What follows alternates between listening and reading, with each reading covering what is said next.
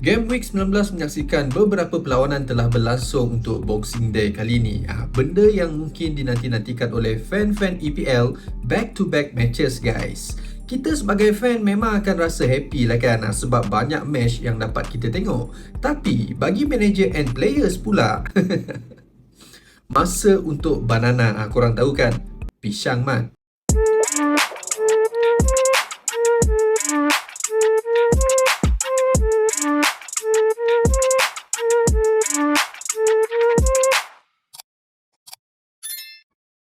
Hey guys, welcome back to The Gizri. Jom kita sembang pasal bola. So, dalam video kali ni aku akan cuba review dengan seringkas dan padat yang boleh tentang beberapa perlawanan yang telah berlangsung semalam. Ada beberapa match yang sangat-sangat mengujakan aku sebenarnya guys. Okay, so let's go. First adalah perlawanan di antara Jabatan Perhutanan Forest versus Newcastle. Honestly, aku tak sangka tau yang Forest start main macam ni. Main build up game dari bawah. Confident level player Forest bagi aku dalam game ni sangat-sangat tinggi. Main pula dekat St. James Park yang mana kita tahu environment dekat situ macam mana kan. So aku sebenarnya masih lagi teruja dengan perlawanan ni. Seperti yang kita tahu, Nuno Espirito Santo merupakan coach baru bagi Forest. This game was the second game untuk dia dan aku rasa vibe manager bounce tu masih lagi ada sebenarnya. Walaupun first game lawan Bournemouth hari tu dia orang kalah. Bagi Newcastle pula, 5 kekalahan dalam 6 perlawanan sebelum ni, aku rasa telah memberi impact terhadap moral player-player. Dan macam apa yang aku rasa sebelum ni, last season Newcastle nampak padu sebab belum diuji dengan banyak game seperti season sekarang. Banyak cup yang diorang nak kena hadap guys. Tambahan pula banyak key player yang tak available. Tapi benda ni semua manager kena hadap, and yang paling penting adalah result bila di atas padang. Sebab tak semua fan boleh sabar dengan sesuatu keadaan. Dalam game Newcastle menentang Forest ni, dari segi possession, Newcastle lebih dominan dengan 62% ball possession. Tapi kalau kita tengok dekat sini pula, Forest sebenarnya mempunyai lebih banyak big chances created. Dan kebanyakan daripadanya adalah dari melakukan counter attack. Dan Forest sangat-sangat clinical dan tenang untuk convert ke semua peluang tu untuk menjadi gol. Kesemua player Forest boleh dikatakan bermain dengan baik dalam game kali ni. Chemistry sangat-sangat bagus. Confidence level sangat-sangat tinggi. Chris Wood merupakan kunci ataupun focal point dalam game kali ni tau. Dia bermain sangat-sangat baik sebagai complete forward. Ada masanya dia akan generate attack sebagai deep lying forward dan juga sebagai poacher yang padu bila dia berada di dalam box. Cukup tenang, dan bila dia dah hat-trick what more can I say about him? Selain Chris Wood, aku juga sebenarnya excited dengan Elanga dan Muriel dalam game kali ni. Muriel sangat-sangat tenang di bawah untuk absorb pressing Newcastle, dan Elanga pula bagi aku telah memainkan peranan Adama ketika Nuno jadi coach dekat Wolves dulu. Kelajuannya dalam game kali ni menjadi duri dalam daging bagi Newcastle tau.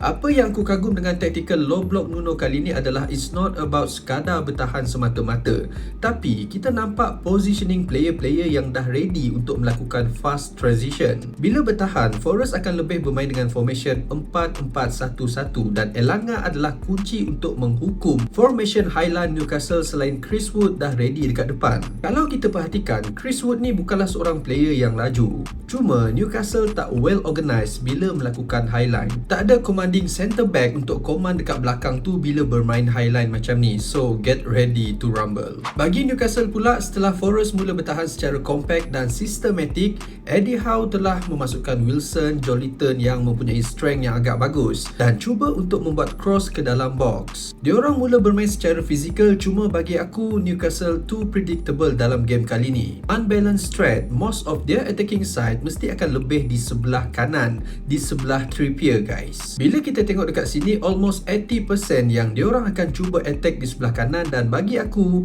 hanya Isaac sahaja yang generate attack di sebelah kiri. So benda ni memudahkan Forest untuk bertahan dengan lebih baik. Kesimpulannya, aku pun puji sistem pengadilan dalam game kali ni, di mana Chris Kavanagh, referee perlawanan, telah membuat beberapa keputusan yang baik, dan salah satunya adalah playing advantage instead of stopping the game bila Newcastle melakukan foul. Sebab Dalam game kali ni, Newcastle banyak kali cuba melakukan professional foul dan dua daripada gol Forest pun berpunca dari advantage referee. Aku bukanlah nak support Forest guys, tapi itulah sebenarnya apa yang diharapkan oleh Newcastle bila melakukan foul sebab diorang tahu yang diorang tak ready dengan counter attacking Forest. Perlawanan antara Burnley dan Liverpool pula, kita boleh nampak dekat sini yang Liverpool telah menunjukkan karakter diorang sebagai pencabar menjadi champion EPL season ni. 69% ball possession, 19 total shots dan 10 daripadanya on target. Padu gila mat. Dan dalam pada masa yang sama juga, aku kena bagi kredit untuk goalkeeper Burnley di mana telah melakukan sebanyak 8 save dalam game kali ni. Kalau tak, Burnley mungkin akan dikendurikan dekat home diorang. Liverpool pula seperti biasa bermain dengan high defensive line, cuma berbeza dengan Newcastle, Liverpool lebih well organised. Untuk gol pertama Liverpool, kalau kita lihat dekat sini, Burnley cuba untuk melakukan pressing terhadap Liverpool bila Liverpool cuba melakukan build up. Cuma masalahnya diorang tak press as a unit. Kalau kita lihat dekat sini, Brownhill telah pergi ke Endo untuk cuba block passing angle Liverpool. Cuma masalahnya Foster agak lambat untuk mengambil Gravenberch yang telah ditinggalkan oleh Brownhill. Dan ini menyebabkan Gravenberch mempunyai space untuk progress bola ke depan. Look at this. Brownhill dah tahu dah yang kena ada seseorang player perlu marking Gravenberch bila dia tengok dekat belakang, tapi tak ada siapa-siapa yang menggantikan tempatnya untuk marking Gravenberch. So bila dah sampai ke final third, Gakpo kemudiannya tahu yang dia kena cari seorang untuk pass, which is Nunes dah ready dekat situ. Dan bagi aku, ini yang menyebabkan Liverpool agak berbahaya bila sampai ke final third. Always ada banyak options untuk create opportunity untuk diorang score. Sama macam Arsenal jugalah kan. Unselfishness yang ada dalam kebanyakan attackers diorang yang membuatkan diorang agak berbahaya dan unpredictable. Bukan setakat itu sahaja guys. When you look at this, decision making di kalangan player Liverpool juga sangat-sangat bagus dalam gol ni. Gakpo telah scan player mana yang mempunyai space dan Nunes pula pergi attack ke bahagian space kosong yang telah ditinggalkan, di mana tak ada seorang pun player Burnley yang tracking larian Nunes. Untuk gol yang kedua pula, macam apa yang aku cakapkan, Liverpool player akan cuba cari setiap tusuk space kosong yang ditinggalkan oleh player opponent untuk create chances. Bila Burnley terlepas melakukan pressing, Endo dah nampak dah peluang Liverpool untuk melakukan counter again. Endo telah attack space kosong kat sini and the referee play advantage. Good decision. Dan bila bola dah dapat dekat Jota, dia tak fikir panjang, terus passing ke Diaz yang dah melakukan larian, di mana situasi 5 lawan 3 dah terbentuk dekat sini. Space kosong kat belakang Diaz telah dimanipulasi oleh Jota dan bagi aku gol Jota ni sangat-sangat susah guys. Bila kita tengok semula angle gol ni, it was so tight dan aku sebenarnya terfikir yang dia mungkin akan membuat square pass ke tengah di mana 3 player Liverpool dah ready dekat situ. But then again, dia shoot bola tu dan it wasn't easy goal. Well done. Untuk disallowed goal Elliot pula, it a little bit harsh bagi aku. Memang nampak macam salah interfere dalam gol ni, di mana kalau kita tengok dekat angle ni, Vision Trafford seolah-olah diblock oleh Salah. Tapi come on. Aku still rasa VAR kena konsisten dengan setiap keputusan diorang. Ada tim yang lepas kalau kena macam ni, ada tim yang tak lepas macam Liverpool. Dan aku pun sebenarnya dah malas dah nak cakap pasal VAR ni guys. Malas tau, tak pernah konsisten. Tapi walau apapun, tahniah kepada Liverpool, dan bagi aku kemenangan Liverpool kali ni dah cukup menunjukkan yang mereka serius untuk menjadi title contender dalam season ni and cuba bangkit dari 2 keputusan seri dalam 2 perlawanan yang terakhir. Game yang ketiga dan yang terakhir aku nak review dalam video kali ni pula adalah game Manchester United menentang Aston Villa. Honestly, aku sebenarnya 50-50 untuk United menang. Paling-paling pun seri tau, disebabkan prestasi semasa United. Hanya 1 kemenangan dalam 5 perlawanan sebelum ni dan tak ada menjadikan gol dalam 4 perlawanan terakhir. Apa yang boleh kita expect? Berbeza pula dengan Aston Villa, 3 kemenangan dalam 5 perlawanan terakhir dan di antaranya bila menang menang menentang City dan juga Arsenal. Aku sebenarnya predict yang diorang akan dapat sesuatu dalam game kali ni. So yes, Aston Villa mula lebih awal berada di hadapan dengan kedua-dua gol mereka adalah hasil daripada jaringan set piece. Kedua-dua gol ni bagi aku merupakan kelemahan United ketika bertahan dalam set piece. It was horrible defending, lebih-lebih lagi gol yang kedua. Tak ada player yang pergi man marking Lenglet yang berlari ke far post United, sedangkan you have to protect this area at all cost, okay?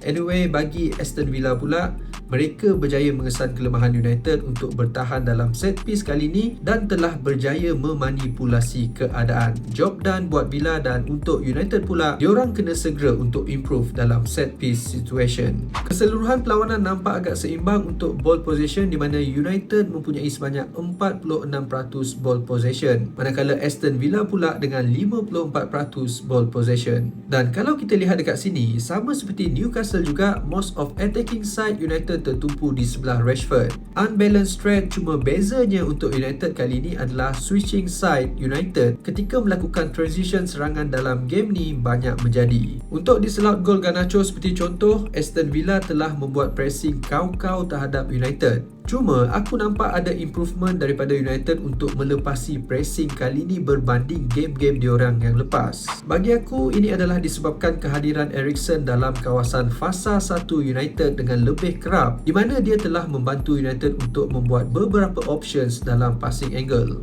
Selain tu, kehadiran Eriksen juga membuatkan Bruno dalam game kali ni adalah dia lebih selesa kerap berada tinggi di nombor 10 instead of dia kerap turun untuk membantu di bahagian bawah. So Bruno dapat lebih fokus untuk melakukan passing-passing yang berbahaya di kawasan final third. We need this kind of style of play. Decision making yang cepat, player memang dah ready melakukan larian untuk transition. Nampak lebih organised ketika membuat serangan. Look at Rashford and Garnacho. Diorang dah tahu dah yang United akan membuat transition, so mereka berdua memang dah ready melakukan larian. And Bruno, come on.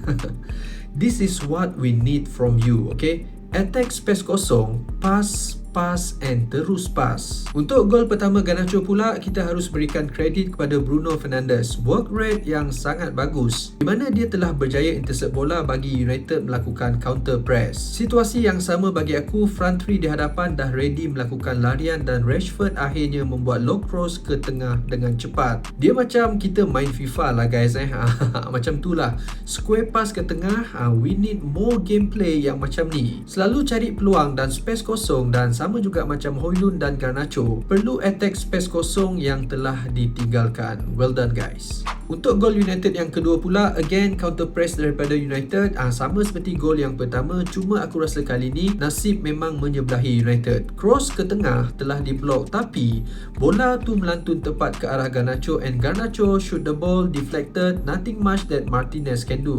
Bila United dah score gol yang kedua ni, aku rasa memang United boleh menang kalau diorang teruskan momentum gameplay energetik yang sama, dan hasilnya it was a great comeback against Aston Villa yang tengah on form sekarang. Bila Højlund score time goal yang ketiga ni, aku dah rasa macam sebab tau. Bukannya apa guys, first goal dalam EPL dia, dan bagi aku ini akan dapat meningkatkan confidence level dia pada masa yang akan datang sebagai seorang striker. Bagi Aston Villa pula, time ni diorang dah mula berhati-hati, tapi energi yang ada dekat Old Trafford bagi aku telah menyemarakkan semangat player-player United dan membuatkan mereka menang dalam game kali ni. And as a fan, gila lama tak merasai environment yang macam ni. Top performance by Manchester United, dan aku harap momentum ni akan dapat diteruskan pada game-game yang akan datang. Hopefully lah kan. So guys, aku rasa sampai di sini saja untuk video kali ni. Korang pula macam mana? Apa pendapat korang? Komen kat bawah. Dan sekiranya kalau korang berminat dengan video-video yang macam ni, jangan lupa like, share dan subscribe channel The Gizri untuk banyak lagi info-info berkaitan EPL, match reviews dan sembang pasal bola. My name is Gizri. Jumpa lagi.